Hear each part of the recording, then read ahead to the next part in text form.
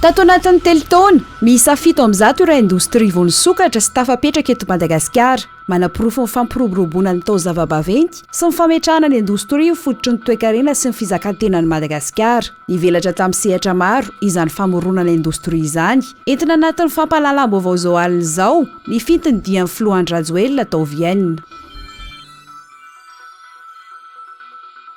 I Mikaela tovavy kely ny solotenan'ny Tomasina ny voaositra ho fevolamena 2024 na la Voix d'Or 2022 fitsangatsanganana sy fitsidiana ny Disneyland Paris ny loka goavana sy diso anjara ihany koa anefa ny mpifaninana valomena-da fa samy notolorana loka avokoa ankoatr'izay asain'ny tarika mahaleo manokana izy Sivy Menada tafiakatra tamin'ny dingana famaranana iantsehatra ny fampisehoana taon'ity tarika sangany ity ao Antsamanitra ny volana septambra ho avy izao.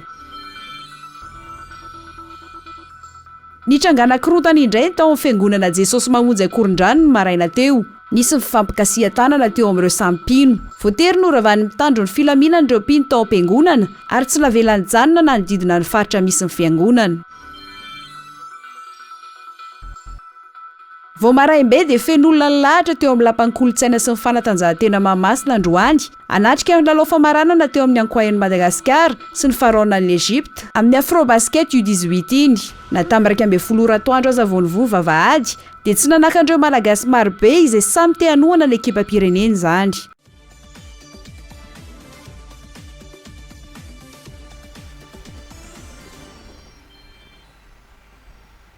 Ankafaliana mpitiavana tomboky lasy tomboky vavy no alorana ny arahabo mbampira retso ary manasanao anaraka ny fampahalalam-baovao ny fahitalavitra viva amin'izao alina izao. Araka ny efa narahantsika azy teo dia niondrika teo anatrehany Egypte faraonan'i Egypte ny ankoain'i Madagasikara tamin'ny fifaninanana Afrobasket U18 zazalahy. Warahantsika anaty fampahalalam-baovao ihany moa no makasika izay fa araka ny efa nambara tamin'ny lohatenim-baovao teo ihany koa dia tato anatin'ny 3 taona izao dia miisa 7 amby zato ireo indostria vao nisokatra sy tafapetraka eto Madagasikara fanampy sy ny paikady ny filohan'ny Repoblika izay narosiny sy ny velabelariny nanoloana ny ONUD tamin'ny fiaonambe tamin'ny taona 2024 mba hampiroboroboana ny taozava-baventy sy ametrahana ny indostria fototry ny toe-karena sy ny fizakan-tena ny Madagasikara. Ndao ary iverenantsika antsara ny fitiny lanonana tany Vienne ny zoma 12 aogositra lasa teo naloran'ny ONUD loka ho an'ireo filoha afrikanina 10 nahazo ny amboara ary anisan'izany filoha Andry Rajoelina.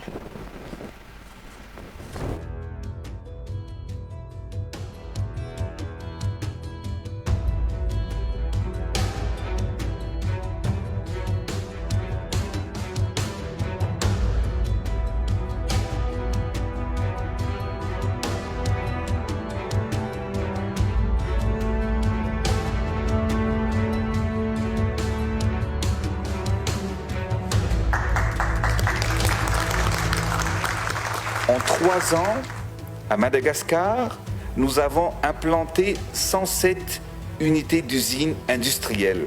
Des projets prioritaires sont actuellement mis en œuvre. En termes d'agro-industrie, l'implantation depuis 2020 d'une usine qui s'appelle les minoteries de l'océan Indien, la plus grande minoterie de la région indo-océanique, permet à Madagascar d'atteindre l'autosuffisance en farine avec un rendement de 1200 tonnes par jour. Dans l'industrie sucrière, depuis 2019, nous avons relancé la production grâce à la remise en marche de l'usine sur la côte est du pays et l'implantation de 2 nouvelles unités industrielles dans le sud-ouest et dans l'est du pays qui produiront 140 000 tonnes de sucre par an. L'opérationnalisation de ces 2 unités de production nous permettra d'atteindre plus de 250 000 tonnes de production de sucre annuellement, sachant que la consommation annuelle nationale est de 200 000 tonnes. Cela va donc nous permettre d'aller vers l'exportation. C'est un grand défi, avec fierté que je l'annonce, que l'industrialisation de Madagascar est en marche. Et d'ailleurs, pas plus tard qu'il y a une dizaine de jours, nous avons inauguré une usine sucrière sur la côte ouest de Madagascar, dans la région de Boué, un projet réalisé grâce à la collaboration avec l'ONUD. une unité de production avec une capacité de 60 tonnes par jour. Il s'agit de la deuxième usine opérée par des jeunes entrepreneurs malagasy qui ont été sélectionnés. Lors de la crise sanitaire de la Covid-19, nous avons monté une usine Pharmalagas, c'est une usine pharmaceutique. Nous l'avons montée en 3 mois. C'est un défi. On me surnomme TGV, je suis un homme qui aime les défis et qui travaille assez vite. Pour ainsi, donc, l'implantation de cette usine Pharmalagas, l'objectif c'est de transformer la situation de crise en opportunité afin d'exploiter notre richesse en biodiversité. Le sud de mon pays subit depuis 1932 des périodes de famine récurrentes, raison pour laquelle nous avons mis en place l'usine de production de compléments alimentaires qui s'appelle NutriSud, implantée par l'association FITI, dirigée par mon épouse ici présente. Chaque année, NutriSud produira 600 tonnes de compléments alimentaires, soit 8 millions de dosettes de solutions nutritionnelles qui pourront bénéficier à 120 000 enfants dans les cantines scolaires et ceux victimes de malnutrition chronique. Nous avons également créé le programme Titre Vert qui consiste à l'octroi d'une parcelle de 1 hectare pour chaque jeune agriculteur que nous avons appelé des entrepreneurs modernes. Leur installation comprend, comme vous le voyez sur la vidéo, une étable avec une vache laitière pour l'élevage, du matériel agricole et un système d'irrigation de goutte à goutte pour leur surface culture. Nous avons institué l'opération certificat foncier pour limiter l'exode rural, pour sécuriser les terres et encourager surtout les paysans à se professionnaliser dans l'agriculture. Notre objectif est d'atteindre la distribution de 2 millions de titres fonciers jusqu'à la fin de l'année 2023.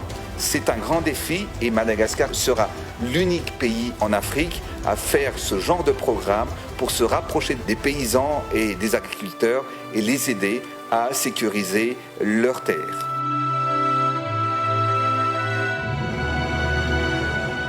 Notre plus grand challenge reste quand même celui de redevenir le grenier rizicole dans l'océan Indien que nous détenions dans les années 70 et 80. Pour ce faire, nous projetons d'étendre nos surfaces cultivées de 100 000 hectares afin d'augmenter la production de cette denrée qui est la base de notre alimentation, donc pour atteindre les 500 000 tonnes de riz supplémentaires afin d'atteindre l'autosuffisance alimentaire.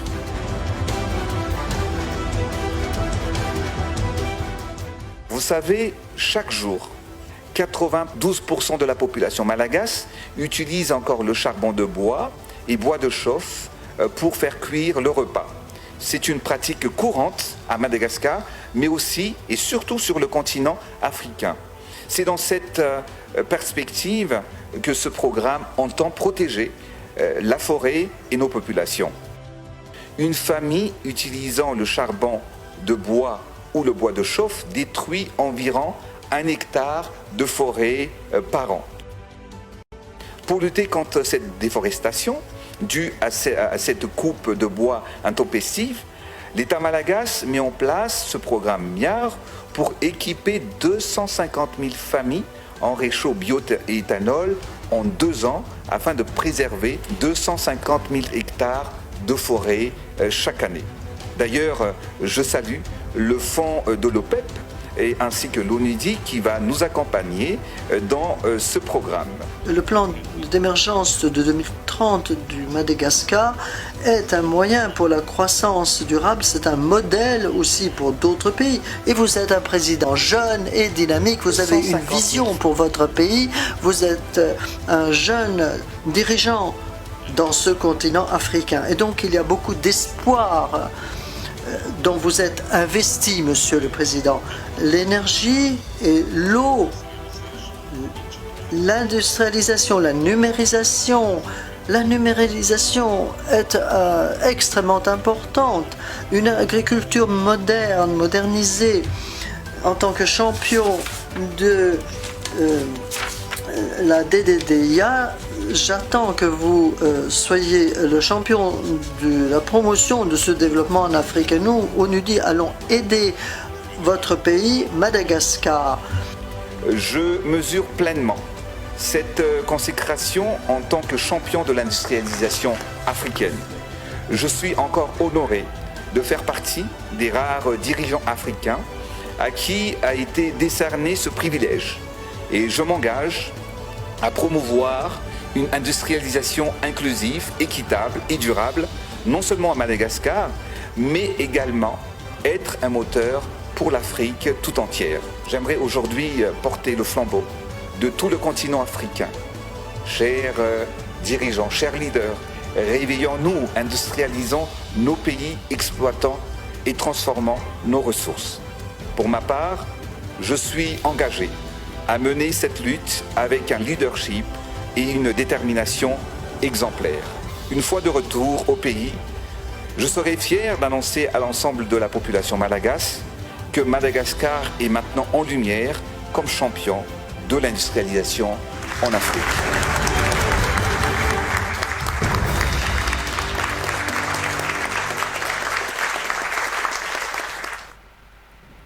Eo amin'ny pejy kolotsaina kosa dia Mikaela tovavy avy any Toamasina no voaositra ho feo volamena 2024 na Voix d'Or 2024 no karakarain'ny fahitalavitra Viva fitsangatsanganana sy fitsidihana ny Disneyland Paris no loka goavana azony toy ny tamin'ny andiany 5 voalohany tamin'ity fifaninanana hira ity. Tsy diso anjara ihany koa anefa ireo mpifaninana valo mianadahy fa samy notolorana loka avokoa. Niavaka ny mpifaninana tamin'ny lalao famaranana ny La Voix d'Or tamin'ity taon'ity no ireo ankizy sivy mianadahy izay samy nanana ny nampiavaka azy ary nanana ny feo manga avokoa.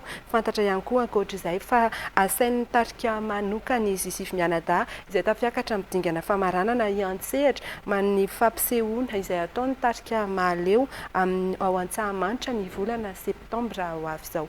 Andoniana Martina eo amin'ny sary ny Viva Prod. Sivy mianadahy izy ireo no niatrika ny lalao famaranana ny La Voix d'Or 2024 omaly. Teto dia ny hira ny tarika mahaleo no nohirain'ireo ankizy ny fandimby ny ankasehatra.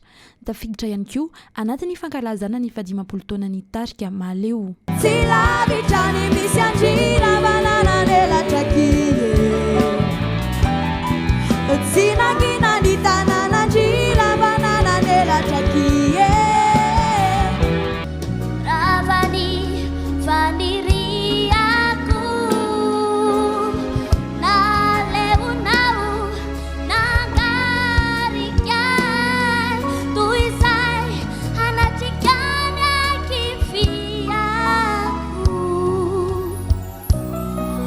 Mahazatra amin'ny fifananana dia manome noty hatrany ireo mpitsara ahitana ny Melky, Jojoby ary Coach Fid.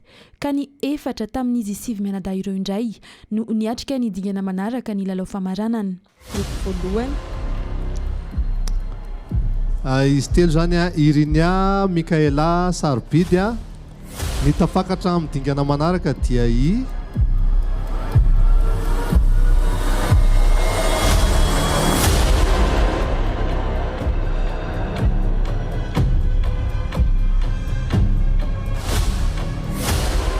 Mikaela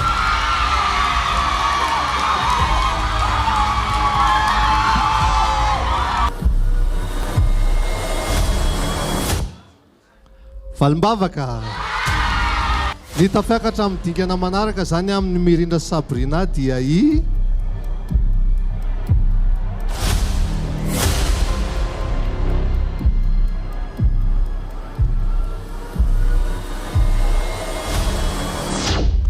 Mirindra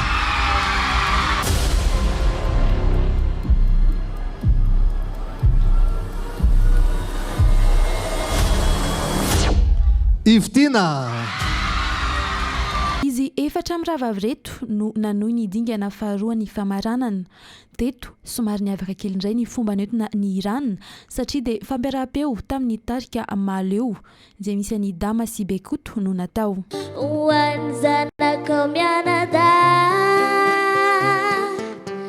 Sarukiano faini Minana mufutanteli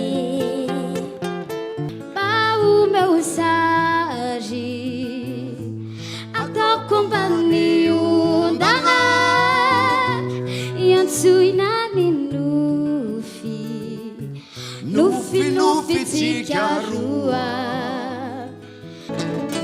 Kelela denalala Sani fafate sana Oh Rifara keli mani beriche richa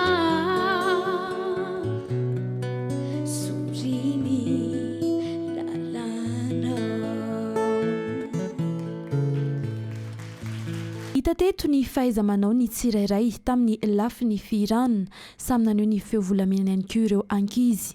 Roa amin'izy ireo ihany anefa no amarana ny lalao ka nanao ny délibération indray ny mpitsara. Nandritra izany dia mpanakanto maro no nandravaka ny fiarahana teto.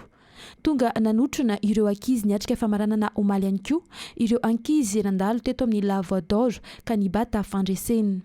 I Valimbavaka sy Mikaela izy roa ireo indray no nanao ny duel farany niady ny amboarany La Voix d'Or 2024.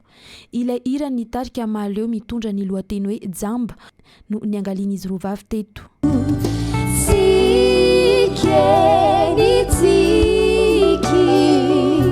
Luna secinau izani sinavela nau kiviau jambula nilanau iani. Samy feovolamena izy roa vavy reto iray ihany anefa no isalotra ny amboara. Ka ho tononona amin'izay ara ny hoe iza no mpandresin'ny La Voix d'Or spécial fankalazana ny fahadimapolo taona ny tarika maleo mpandresin'ny La Voix d'Or 2022 zany dia i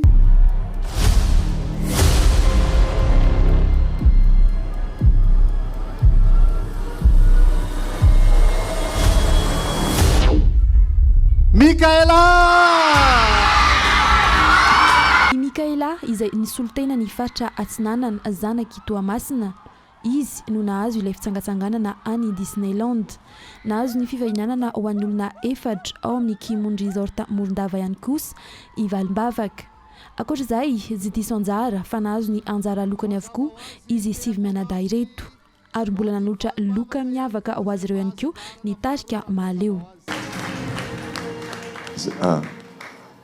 Zao le fanapa-kevitra notapahanay atao amin'ny tarika maleo. Ho anay zany dia ianareo anisan'ireo taranaka manohy ny fampitakafatra tsy vitanay efa zokiny fa ianareo ny hanohy azy. Dia ankafaliana lehibe no anambarana antsika rehetra fa ianareo Sivy Mianadareo dia ho asainay tarika maleo amin'ny fampisehoananay ao Antsamamanitra ny 4 ny volana septambra. Aorian'ny fifananana La Voix d'Or ity dia iroso amin'ilay fifananana F5 indray ny fahitalavitra Viva izay arahinao manomboka anio amin'ny 6 ora alina ny La Quotidienne. Lafombaovao afa-tanteraka kosa ho fanohizana ireo paikady fahafahana mametraka fandriam-pahalemana maharitra ao amin'ny distrika Amboasary Atsimo faritra Anosy dia nidina ifotony. Nanentana ireo tompon'andraikitra sokin'olona momba ny fampiarana ny dinamiray faritra Anosy, ny governoran'ny faritra sy ny PNUD ary ireo mpitandro filaminana ny alakamisy lasa teo ny tao amin'ny komuna Marombo no nanomboan'izy ireo izany. Felana Rakotoary Solo mitatitra ny anjinjiny izay vaovao izay. isampaikady ifehezana ny firongatry ny tsy fandrimpahalemana ny dinany amin'iny tapany atsimon'ny nosingy raha ho an'ny faritra nosy manokana nidina tany amin'ireo komuna na mba hafantatra sy nanentan'ireo tompona andraikitra sy fokon'olona momba ny fampiarana ny dina amin'iray faritra nosy izay ahitana ny 530 natao handrindrana ny lamin'ny mara-piarahamonina sy ara-toekarena hitandrona ny fandrimpahalemana maharitra atao anatin'ny faritra nosy ny fiadidin'ny faritra niaraka tamin'ireo mpitandro ny filaminana ary ireo mpiara-mombonantoka ny alakamisy teo komuna Marombo no nisitraka ny fanentanana voalohany tamin'izany sarika ny saitsika menakavy fa io dina ifampifehezasika tanàna atika avao ny lalatoka hahafahasika mametraka an'izay fandriam-pahalemana ny andinin-dalàna rehetra zay voasoratra ao anatin'ny dina dia tsy maintsy arahintsika ary tsy maintsy atao zay ampifanaraka anazy amin'ny lalàna velona misy a Madagasikara eto tany tandalàna i Madagasikara ka tsy afaka hanjakanjaka indray ny dina ka hanao zavatra mihoatra ny voasoratra ny tiako resahana sy maintsy vakinareo komity ny dina gn'andininy rehetra ao rehefa hanareo ny hanao kabarodina fa sy azo atao ny manao fisaraha-bokon'olo sy azo atao manao zavatra mihoatra ny lalàna velona ahitana fahombiazana tokoa ny fametrahana ny dina hoy ireo tompona andraikitra ny fotony ilaina tokoa anefa ny fampahafantarana toy izao tsy sy ny fioara-pe fa ny fampiarahanyizany raha ny fanazavana izy ireo fahatongavan'ny gouverneur sy ny peradia amin'ireo général GDRPS dia faly de faly ny fonay ato amin'ny commune Marangomby indrindrandrindra ny vatako be ny tanàna fa milamina tena milamina ty commune zay faheziko ty miaina afaky mivelona le olo sy misy fatahora sasy amizao zany fa na zazapela na olo raiky fosiny mandeha dia fa mahatokana amizao milamina ty commune ity isorana fitondram-panjakana mahery fanamafisana ny dina amin'iray ny faritra nosy ny fisian'ny komitiny dina sy ny andro masom-pokon'olona tany amin'ireo komina maro tao anatin'ny distrikana Amboasary Atsimo izay tafiditra ny fampiarana ny velirano voalohany ny filoham-pirenena raha ny fanazavana trany ny trangana korotana indray ny fiangonana Jesosy mamonjy Ankorondrano ny maraina teo nisy ny fifampikasia tanana teo amin'ireo sampino voatery noravan'ny tandro filaminana ireo mpino tao am-piangonana ary tsy navela ny janona nanodidina ny faritra izay misy ny fiangonana tetsy Ankorondrano Rado Ramananjatovo Anjara Ratsaonarivelo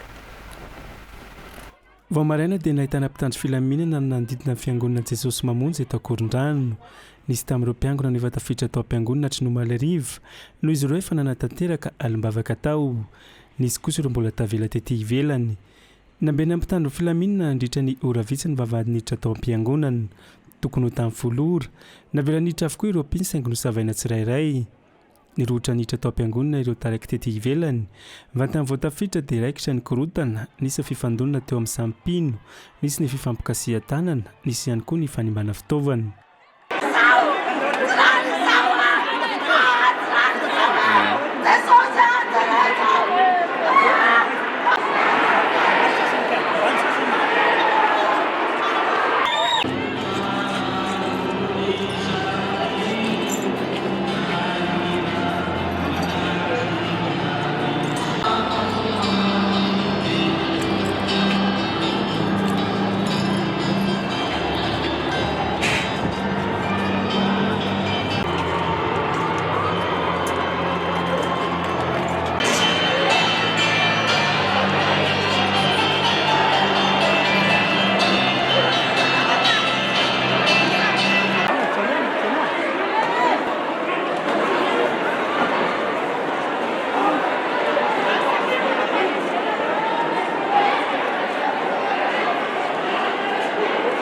no fisiny korotana voatery niditra antsehatra indray mpitandro filaminana namoaka iropino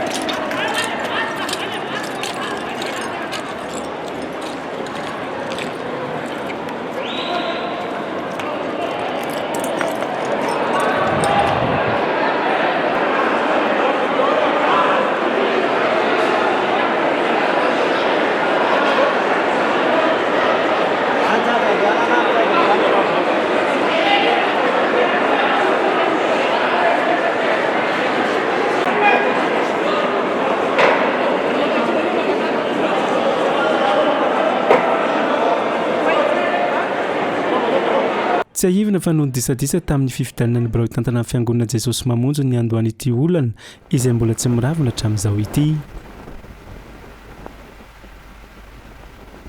Mikasika kosa ny fivoarany valana retina Covid-19 eto Madagasikara dia misy 12 ireo tranga vaovao ny herinandro ny 9 aogositra ka hatramin'ny 12 aogositra raha ny antotanisa navoaka ministera ny fahasalamam-bahoaka androany. 7 ireo olona sitrana somatsara, 2 tranga miaro fahasarotana ary 1 no namoinainy vokatry ny valana retina. 30 amin'ireo tranga vaovao misy 12 ireo dia hita tato anatin'ny faritra Analamanga avokoa, nahitana tranga iray avy kosa ny faritra Tsimo Andrefana, Boeny, Diana ary Tasy.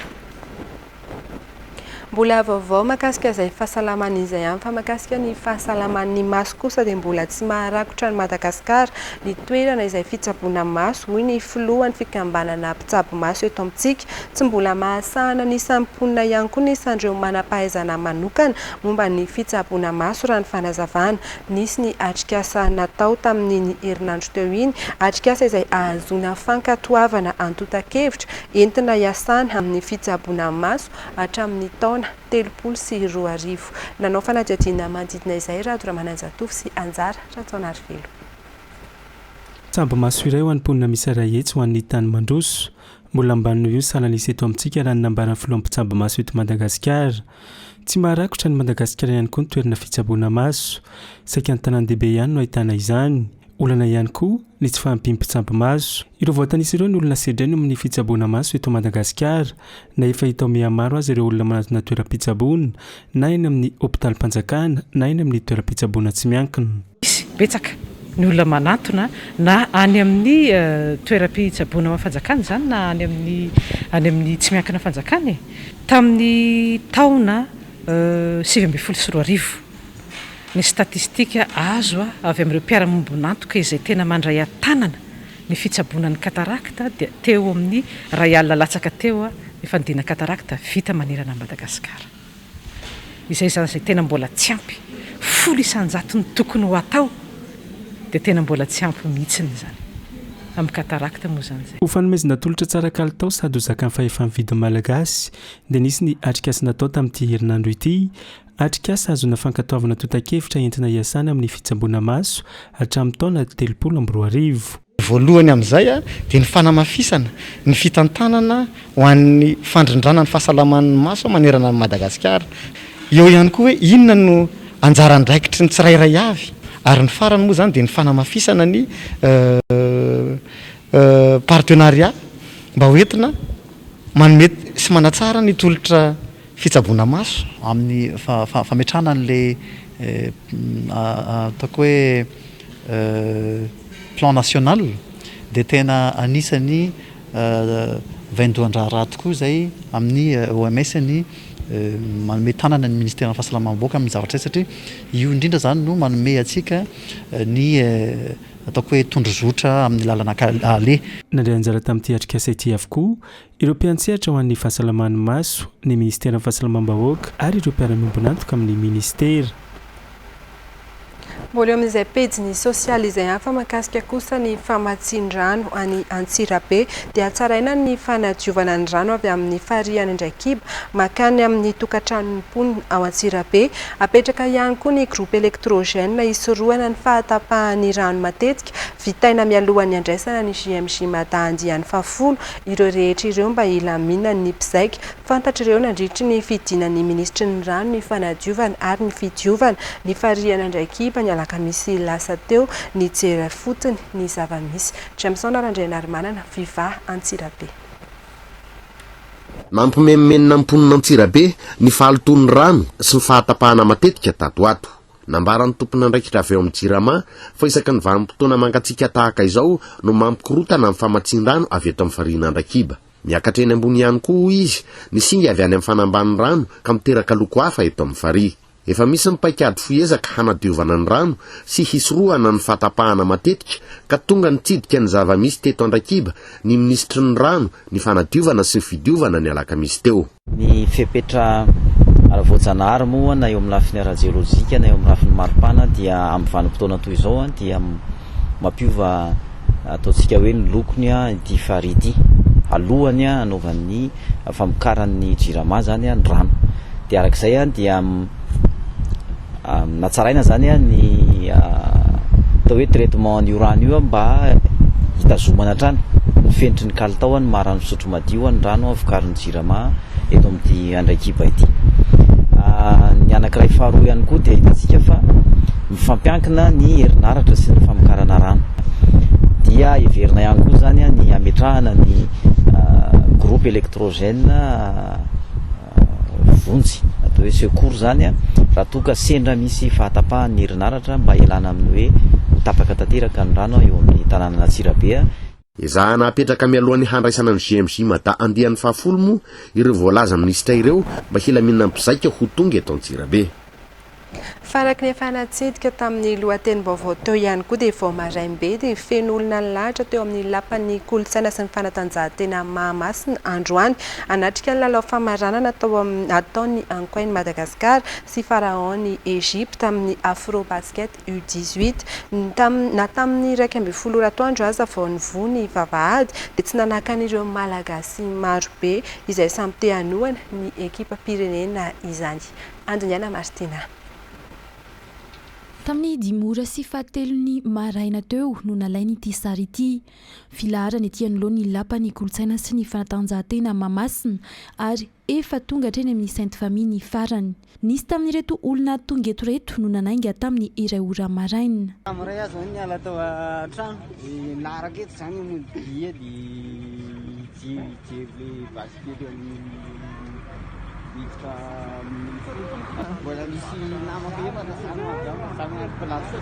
Tony tamin'ny Barea Madagasikara namelona trany ampo-pirenena sy ny tsirim-panantenana indrindra ny firaisankina ny malagasy ny fitondrany ireo ankoaizazalahy latsaky ny 12 taona ny Madagasikara aty amin'ny lalao famarana ny Afrobasket izao. Tsy mahasaka n'ireo mpakafy sy mpanohana ny alaviran-toerana.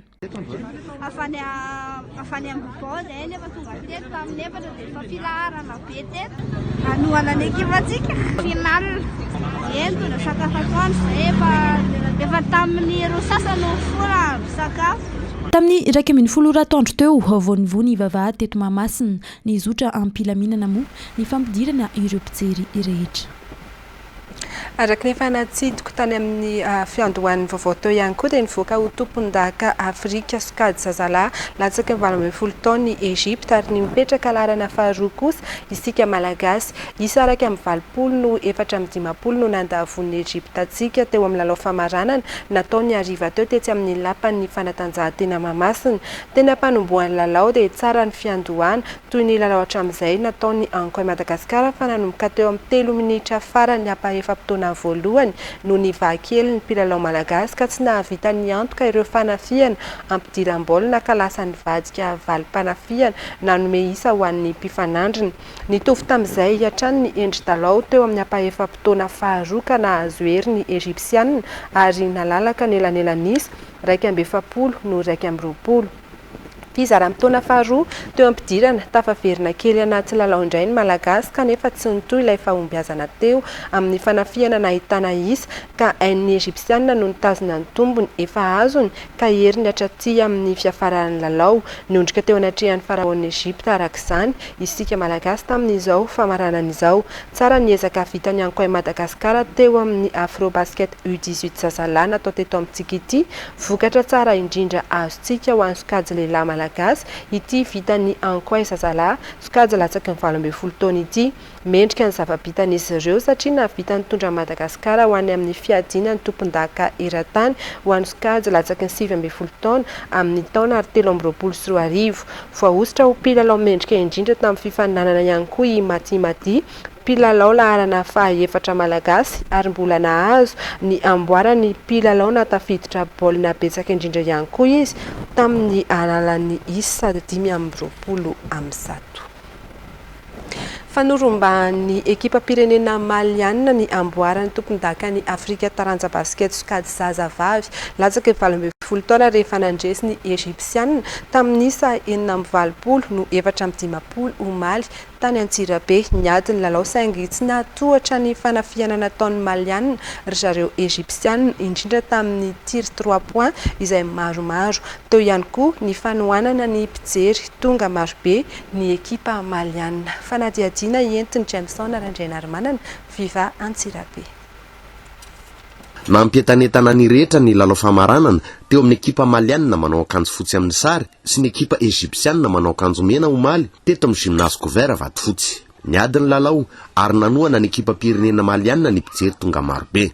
Ny fahamaliana trano ny fanafihana saingy nanana tombony ny ekipa Malianina tamin'ny alalan'ny tir 3 points maromaro ka teo amin'ny tapam-potoana faharoa dia nanomboka ny fanalavitra ny isateny amin'ny Solatrabe 7-30 no 4-20.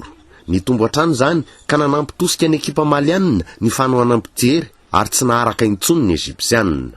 4-20 no 4-10 teo amin'ny fifaranany lalao. Ny batany amboara tompon-daka ny Afrika arak'izany ny ekipa Malianina teo amin'ny Afrobasket sokady zazavavy latsaky ny 12 taona natao teto Antsirabe. Saika nanatombo ara-batana sy halavana avokoa ireo mpilalao amin'ny ekipa pirenena vahiny ny fanandrana tamin'ny ankoaiskady zazavavy nandritra ity Afrobasket ity. Anisany antony tsy nahazoantsika ny amboary izany na dia efa niezaka mafy aza ny mpilalao azo arenina amin'ny fanazarantena sy fanamafisana ny fiarovatena ary ny fampiraisana ny ao anatin'ny ekipa nefa izany mba hampiakatra ny avolenta ny mpilalaontsika. Fanadihadiana Jameson Randrianarymanana hatrany. Niezaka ny ekipa pirenena malagasy ankoay sokady zazavavy nandritra iny lalao Afrobasket U18 natao teto Antsirabe iny. Nahatsapa nefa ireo mpilalao fa tokony havita tsaratsara kokoa noho ireny izy ireo raha toka ampy ny fampivondronana na ahafahany nanao fanazarantena bebe kokoa. Hita ihany koa ho ihany ireo mpilalao fa misy fahasamihafana ny vatana sy ny halavan'ny ekipa pirenena malagasy mihoatra ireo vahiny. Tany anatina halavana no nisy différence tamin'le ekipa. Par rapport amin'itay zany dia Madagasikara vehivavy tamin'ity kely. Azo atao no manatsara ny vokatra amin'ny lalao iraisam-pirenena tahaka itony raha ampy ny fanazarantena sy ny teknika entina hiatrehana izany. Tokony hamafisana hoy ny mpilalao ny fiarovatena sy ny fampiraisana ao anatin'ny ekipa. Manana hery mantsy isika malagasy. Physiquement, ny amin'ny resaka défense satria tsika gasy par rapport amin'ny vazaha bebe aina kokoa dia raha ohatra hoe ampiasaintsika izay force tsika be aina zay mety possible izy vokany be mihitsy. Mila ola lava dia zay dia mila mbola plus soudé ny ekipa zay sisany ampiana dia zay. Hiatrika ny jeu des îles sokady senior moa ny mpilalao sasantsasany amin'ny reto ekipa pirenena malagasy reto amin'ny taona ho avy. Dia izay ihany koa no mamarana ny fampahalalam-baovao amin'ny fiteny malagasy tamin'izao alina izao. Ny tenako manome fotoananao anatin'ny fampahalalam-baovao amin'ny fiteny frantsay rehefa avy eo.